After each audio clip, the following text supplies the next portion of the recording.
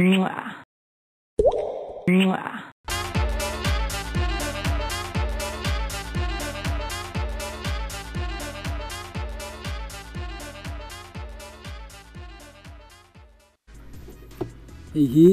taskbar nia chuan taskbar kan ti to kha so taskbar hi kan right click theita chuan lock the taskbar hi kan an tikanga hi kan lock lo chuan hetiang kan rek theita ta chunga po kan da theya dinglama po kan da theya veilama po kan da theya noilama po kan da theya tikhan chuan chunglama kan da anga chunglama teng kan da anga kan rek chhawanga right click in lock the taskbar ka tenga kan lock chuan hai kan tison thelo ni chuan kan right click lenga lock hi kan an tik lenga kan hwe kan da lenga dinglama kan da nga kan du na kan da the ni veilama po kan da the ka chu kan du na mun huna kan da theya chuan hei kan lock lenga chuan kan right click anga properties kan kalanga lock the taskbar hi ninga chuan auto hide hi kan da nga auto hide kan click chuan apply anga dikhan in auto hide mai don ta ni chuan kan du chuan hoi a teng kan man du chuan hoi kan zuk da khan aron chhole mai ta ni chuan auto hide kan du lo chuan kan an tik le meng apply anga chuan ta bai ni taskbar on screen bottom up po theya left po tai rang hina ta da theya left apply anga right side apply anga top apply anga chunga ta lawm don ta ni kan tu na mun huna kan da thei ta ni use small icons kan click anga ha tero te pon kan da thei ni kha taskbar a chuan poimo ve ti kan du na chunglam pa kan da du theya dinglam pa kan da du theya kha kan da na mun tur zir khan kan adjust thei ta ni customize kan kara ta hian action center hi lawm ta ni action center hi kan hide du chuan hetarang hin kan hide icon notification kan tinga chuan kan hide anga dikhan lo bawanga hi po kan du chuan kan hide zel the ni kan du lai kha kan hide theya hi po kan du lo chuan hide icon notification kan tinga chuan turin te po hide icon notification kan tinga kan hide the ta tu na lo lang vuk tan tai na lo langa tai lo lang tu kha kan du kha right click properties customize icon hide icon kan du chuan kan show theya ka chu tai lo lang tu khan mai ta ni khan ka taskbar a chuan man tangkai thei khan ni ta chuan ei hi chunga vunga noia kan da don chuan bottom apply ka taskbar tangkai chu taskbar han dan tu chulo mi ta ni hei hi recycle bin ania kan thil kan delete khan open the dikhan kan open anga ayan thil sang kan delete kha lawm ta ni chu delete the kan du chuan right click empty recycle bin kan thil delete kha lawm khom na shin ta chuan hei po hi kan delete du chuan delete kan hetanga yes anga recycle bin alo manga kan du le lo chuan restore le nga ya lawm le nga kan ngai lawm le ta ni chuan thil kan delete chuan tuna thil kan lo delete du ta backup kan kala heting te hi kan lo Manchester United ori te hi kan lo delete du ta ni kan delete pa ngai tap kan me chuan he ta hian recycle bin a hian lawm le ta kan restore le thei ta lawm le ta ni chuan kan du lo chuan lawm to lo tura kan du chuan to lo tura kan du chuan backup te hi shift metelin delete kan hetam shift le delete chuan yes anga kha recycle bin a shift metel khan recycle bin a ve to lo shift metel kha delete permanent na ni kha kan shadow ne chuan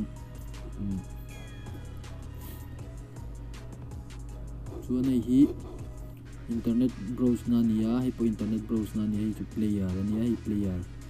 internet tu na in connection kan nei lawa internet connection kan nei chuan ta hian hetarang hin hi internet browse na lai ta ni explorer hi chu an hmang lem ba ka lui to awangin explorer hi chu hmang to lawa Google Chrome te Mozilla Firefox te nei ta ni browser sang khaw ma chuan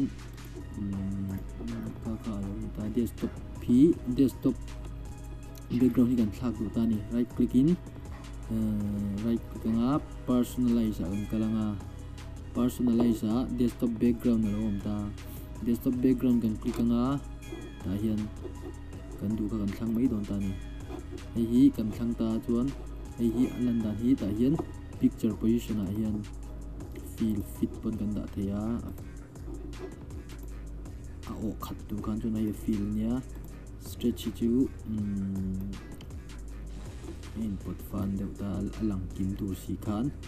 chuan tail hi chu picture len chun tail lang takin chun sang sang hin lang thei lawa center a ko kan tu jong an da theya khan fill fit stretch tail ti khan lawm ta ni chuan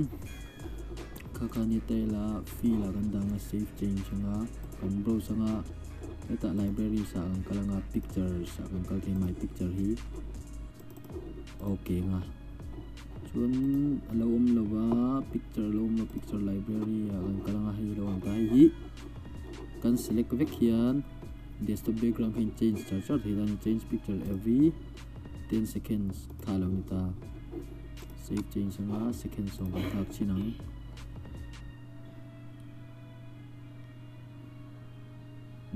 kan lawin change ta ni je kan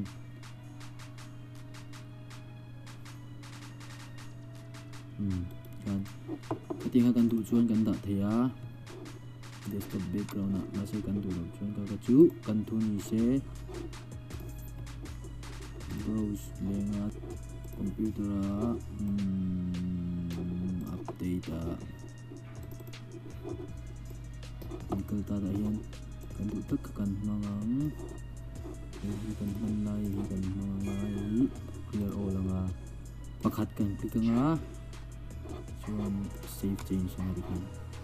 lo dik le mi don ta ni a type pasirin kan da thei ta ni tu na po music kan lu ta music video kan lu ta chuan English music video kan lu ta ni music video po kan lu ta chuan hi ta hian kan click ta extra large icon sa kan da ni dun lo lian ta chuan ta tero te kan anga kan hmu du chuan he tarang hian view tang hi thlak kan nam zel thei ni kha kan share tu lai pon ma dei chu ni small icon sa kan da theya details sa kan chuan ta hian hming te lo lang full lawa lai mi hi kan top phei theya kan full du chuan ka lang ni ta chuan ta hian right click in sort date kan sort thei ta ni lo kha hi sang hi son panga mi to khania chuan helai mi chu folder ho ni ta hi music video ho kha lo nia chu music video ho hi sani som pro ni to la to hi thar lam pang nia lam pang ku hlui lam pang ni tan he sang hi pani ti te kha sort kan du dan kan sort thei ni an name zong pon kan da theya a size zong pon size lian ber ha hi 0.49 a size ania MB za som ni pakua size ania hi lo lian ber ta ni so ma se folder hi lian lu tuk ton ta folder hi lian sa hal don ma se hani video bi ka sum kan sort thei ta ni ka right click in name kan da nga all sam ber ta ka zu tu ni mai kan medium sa po da theya medium icon sa po da theya large icon sa tikan chuan ta hian new folder po kan siam thei ni new folder desktop kan siam theya chuan screen resolution po hi kan adjust thei ta kan set theya mi in screen na min lo chuan in screen min lo kha in than fu chuan a display thei don lo ran lang thei don lo ni chuan chana bul thak dona in screen ina amin tur tok kha in set kha ngai ni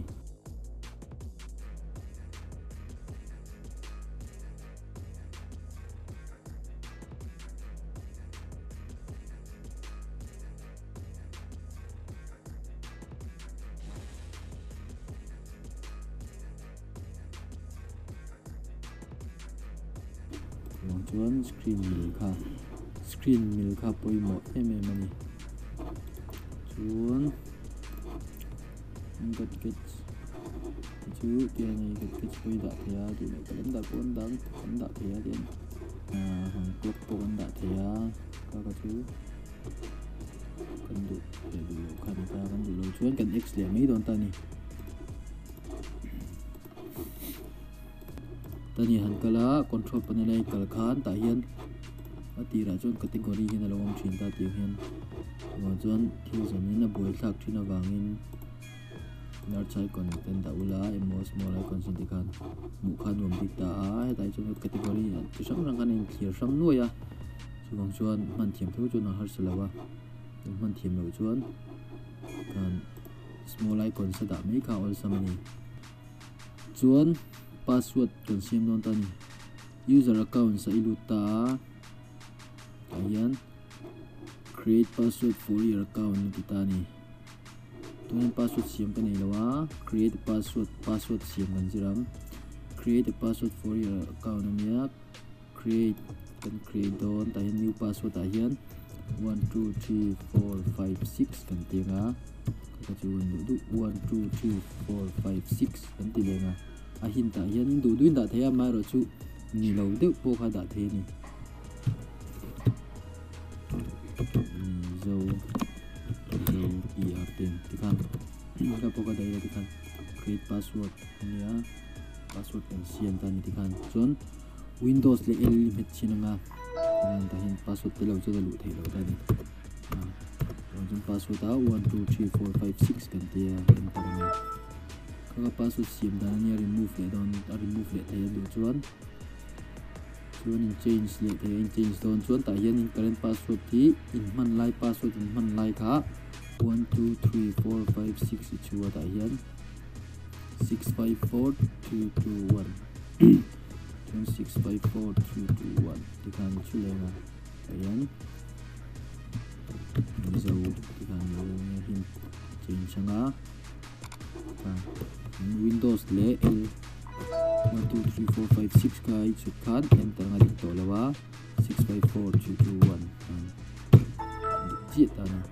chuan in remove chu remove your password ania ayan current password in password man like in chuang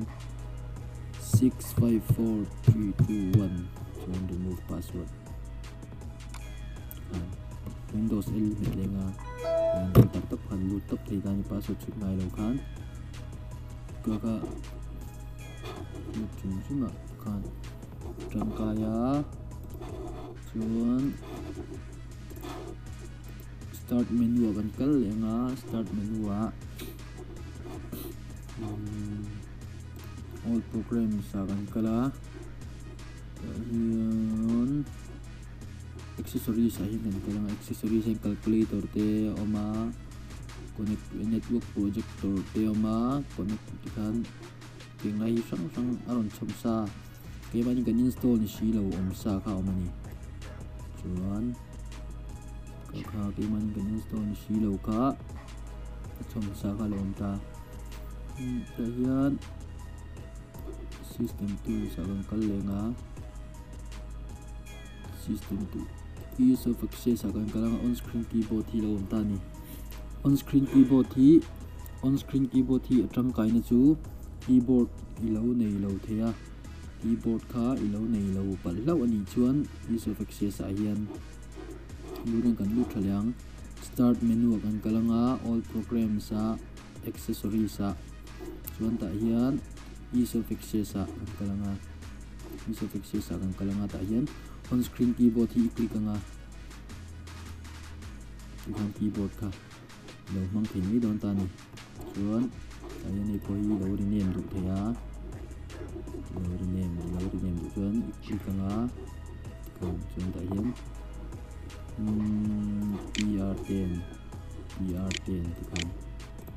enter tikhan ka lo man thei ta ni chuan ka lo man thea hi keyboard chuan all programs cycle le a all programs a start menu a all programs cycle le a ta hian accessories lawm accessories hian calculator po lo chu thei da calculator po lo hmang thei ta ni da hian 9 plus 4 tikhan chuan khi du lo chuan si kan se langa recommend thum somni pasari kan lo ta ni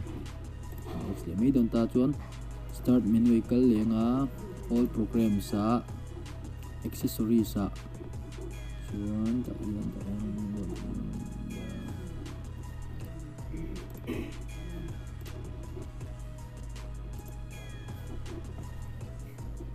chuan wordpad a awma ta hian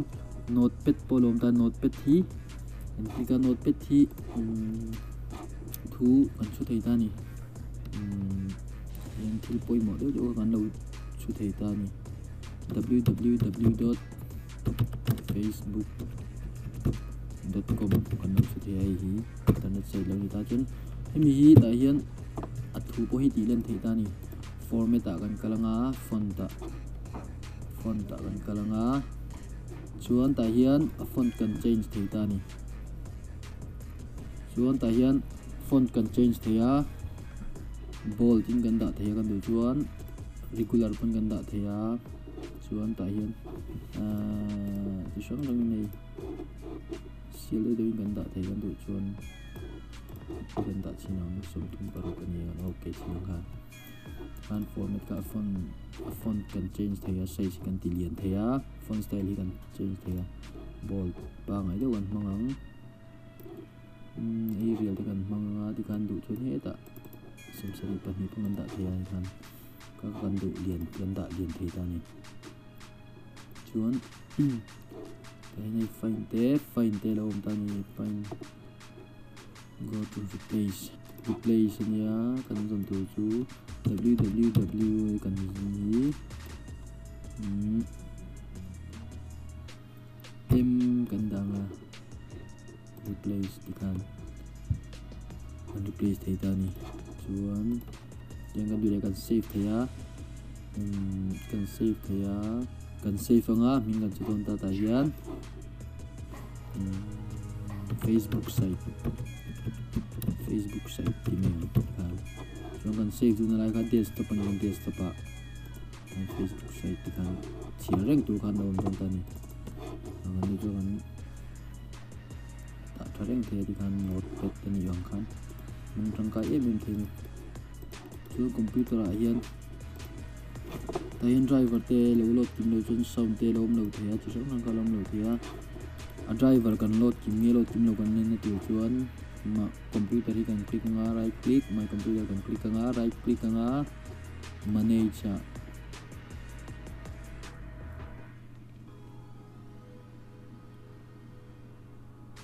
chuan ta hian device manager a hian ta hian driver kim lo lawm chuan tinga hian assign ang kha lawm mai ang nge driver mu lo question mark ang te mo kha lawm mai nga driver kha mu kim lo chuan tinga hian driver to na mu kim vek ta driver mu kim lo chuan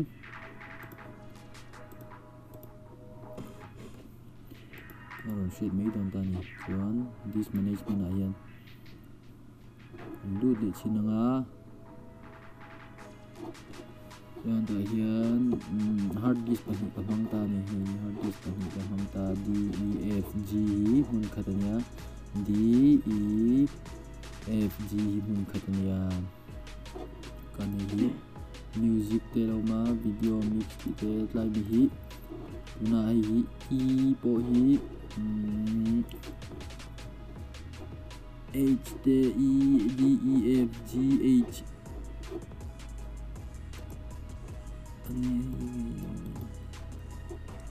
properties kalchinang I J itu pen drive kan kan kalau jan right click kan kalanga change drive letter and text kan kalanga J hi change theya J zeta po kan da thei ni zeta kan da thei a okay nga ti kan chuan yes anga ti kan change khan ni me ma sera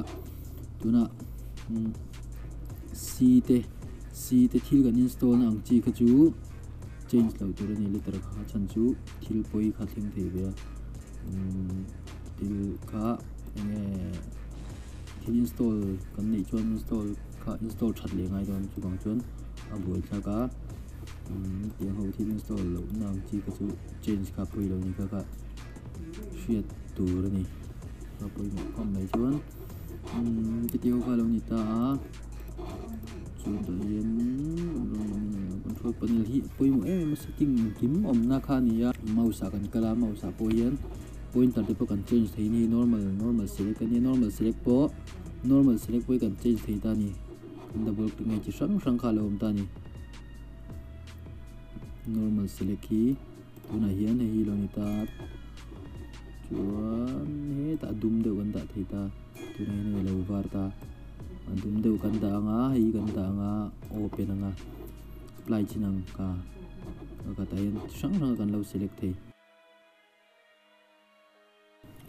mouse pointer ha kan change thei ni chuan select point ni speed po change thei a tiang hoi chu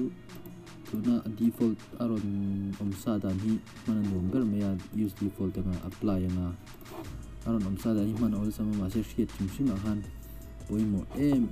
ani kha zong kha ni ro se